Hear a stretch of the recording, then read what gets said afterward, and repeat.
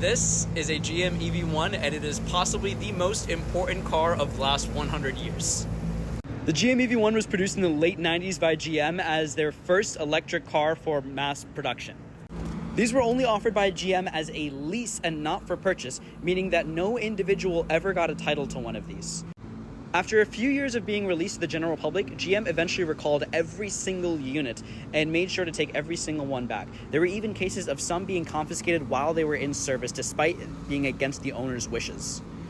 After recalling every unit, GM actually crushed almost every single one of these in existence. Some believe that it was due to overwhelming pressure from the oil and gas lobby. Others believe that GM was just not simply ready for an electric car. The real reason will always be known with GM. However, a few survived, and this is one of the remaining examples. At the time, the GM EV1 was notorious for its unique wedge shape, providing it one of the lowest drag coefficients of any vehicle ever made to date. Additionally, some of the components of the GM EV1 were also shared with other platforms such as the Chevy S10 EV, which was also produced in limited numbers. However, GM did not recall that. So many of these components can be sourced from the Chevy S10 EV.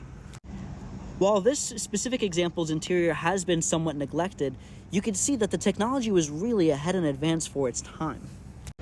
So you may be wondering, if all of these were recalled and inevitably crushed, why is this one just sitting here abandoned in a parking lot? Well, this is actually not abandoned, but more so neglected by the university it was donated to. See, a few of these were actually donated to universities before they were crushed. Their powertrains were removed, and they were provided to the universities to be used for research and development for their engineering programs. However, many fell into states of disrepair, neglect, and were really not used. While a select few were restored by universities, GM did not seem too keen on the idea of these getting running again, since they were never really titled and allowed for road use following their recall.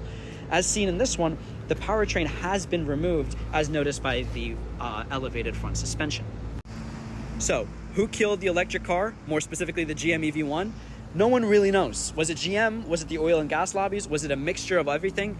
It's hard to say. However, these few that are neglected on university campuses remain a reminder of what could have been, what once was, and why the GM EV1 is so special. In a world where electric cars are taking over, this was the start. This was the beginning, and this could have been what the future was. Unfortunately, GM pulled back and now is not a key player in the electric car vehicle game. However, this vehicle once was the future. Following decades of being neglected and unused, many of these fell into disrepair, had issues, flaws, and more.